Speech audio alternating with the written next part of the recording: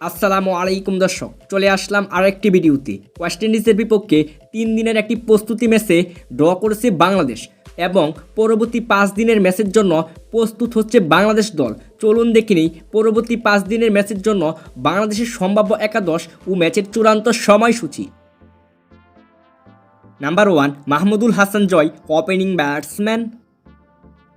Number 2 Zakir Hasan, opening batsman. Number 3 Mominul Haque, one down batsman. Number 4 Shahadat Hossain Dipu, middle order batsman. Number 5 Liton Kumar Das, middle order batsman and wicket keeper. Number 6 Zakir Ali Anik, middle order batsman and wicket keeper. Number 7 Mehidy Hasan Miraz, middle order batsman and allrounder. Number 8 Taijul Islam, lower order batsman and spin bowler. Number 9 Taskin Ahmed, lower order batsman and fast bowler.